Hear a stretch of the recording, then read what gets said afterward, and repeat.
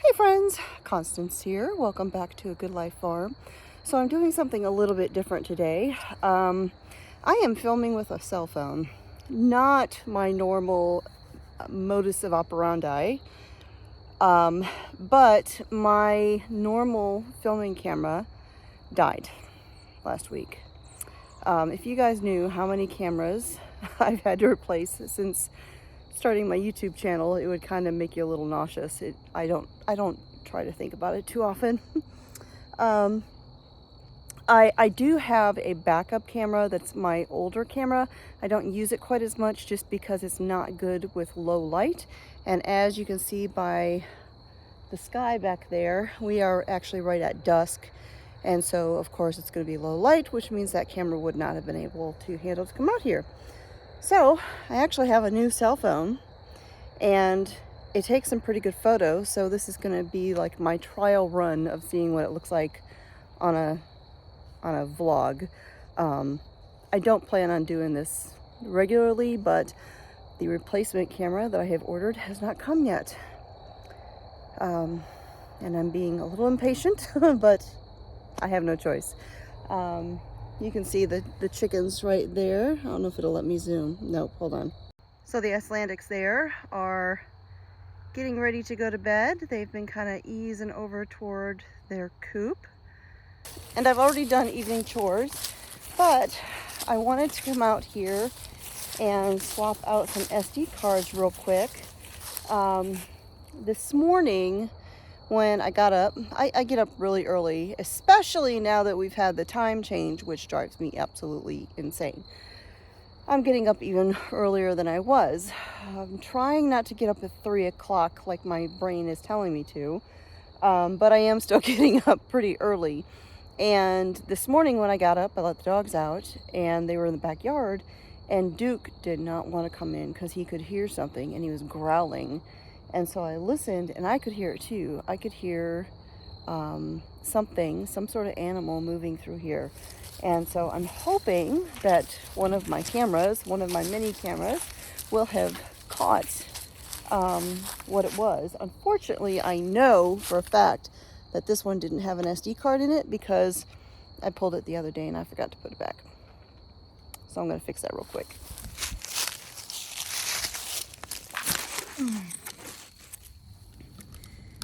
I have,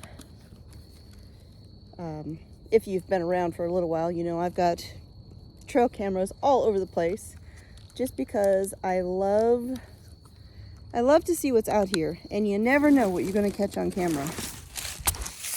There's been some pretty cool things that we've caught on camera over the years, but I think there's two things in particular that really jump out at me. Of course, there's all of the deer and the frolicking fawns and all of that. You know, I love seeing that. But one time I caught, well, and actually they both involve the same animal. They involve bobcats. And the one photo, I do not know where it is. I have searched and searched and searched. I know I saved it. I just don't know where I saved it. But one series of photos, it was a pair of photos that went off on this one camera, and it was a family of bobcats. Altogether, there was 5 of them, and they were just walking in through that back corner over there, and walked right past the camera. 5 bobcats. The other thing was, and I have a video. Actually, I have a video about it. I might have shared that photo in that video. And I'll put a link to that video down below. I have the story. I told the story of it, but it also involved a bobcat and an owl. So I'll put the link to that video down below. You can go check that out. So as you can see, I've got some hunter orange on because it is hunting season. And right now it's bow season, which is my favorite. I have a crossbow that I hunt with. And I haven't hunted yet this year. I didn't hunt last year either. I'm thinking I might, if I get a chance, I might do a little bit of hunting this year. Although if I'm going to do it, I need to do it soon, because it's like the deer know when hunting season has arrived, and we'll see deer everywhere until hunting season, and then they're gone. We won't see them on camera, we won't see them anywhere. It's like they know. But I have the hunter orange on just to be safe, because while I am on my land, I don't know if you can see it right there, but there's one of our tree stands. That's the little tree stand.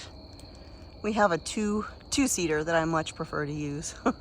But that can see down in there, and when those leaves are all off the tree, we can see all the way down almost to the creek that's back there.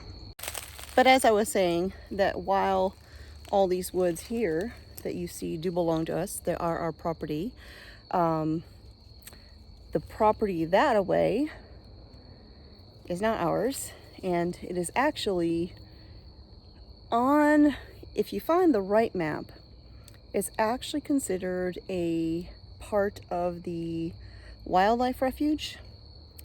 And there's something like, I don't know, I would have to look and see, but I think it was something like 160 acres of land back that away that people can hunt on, including us, and we have.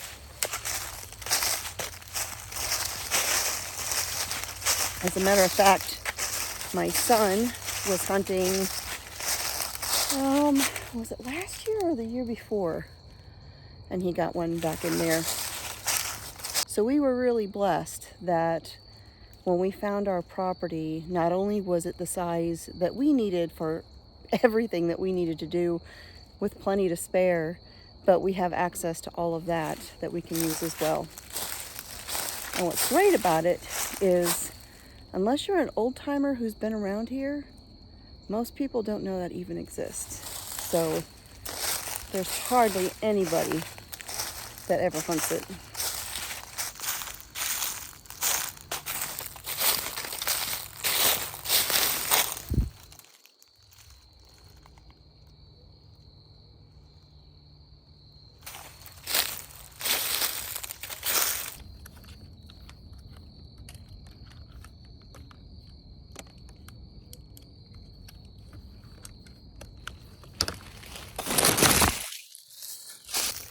So this is our property line. You can see where we put in a barbed wire fence, and then everything back in there, and then some, we can hunt on. So we have a couple strategic openings that if we went back in there and we hunted and we had a deer that we needed to get back with, we wouldn't have to like climb underneath this, because that would not be cool. Oh my goodness. So I love coming out here and identifying all of the plants that grow here on our property, and grow here in the woods and everything. And I have found a bunch of like really exciting things, beauty berries and all sorts of edible or medicinal plants. But the one thing that I steer clear of is these mushrooms. And that, look at the size of that thing. That thing is humongous. I steer clear of mushrooms simply because I don't have enough expertise to identify these, although I am fairly certain that one is poisonous. That little thing right there on the stem, I'm pretty sure I've made note of that before.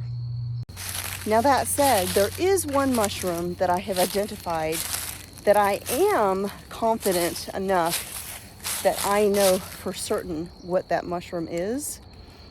However, I also steer clear of it because, not because it's toxic or poisonous or whatever, because it's gross.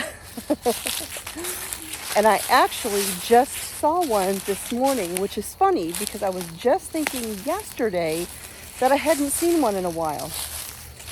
This mushroom, it's very distinctive because of its shape and its color, but it has some interesting names. I'll put what the real name is down here because I forget. But then, you know, most plants also have folk names or common names. And this one is corpse mushroom or, and plug the little one's ears, devil's prick. Because it looks like a pointy little thing coming out of the ground, and it's red and it's coated with this brown stuff that stinks like a rotten corpse. But what's interesting is that mushroom, that stuff that's on it, the reason it smells is because it, and I know it's not the right term, but it basically pollinates from flies. And so the reason it's gross is because it wants to attract flies, because that's how it reproduces. But that said, if you were able to get past the smell, it is edible. But I'm not going to touch it. And look at that sunset.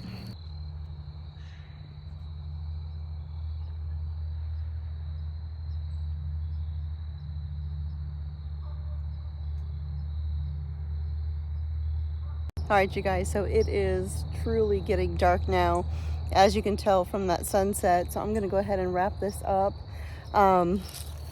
We'll see how this video turned out. Hopefully the crunching of the leaves wasn't too loud and you were able to hear me, and hopefully the camera wasn't too shaky so that I didn't give you motion sickness. But we are about to call it a day. So thanks for coming out in the woods with me. We will look and see if we caught something on camera. Don't know if we did, but we'll look and see. So my name is Constance at A Good Life Farm, and I'll talk to y'all next time.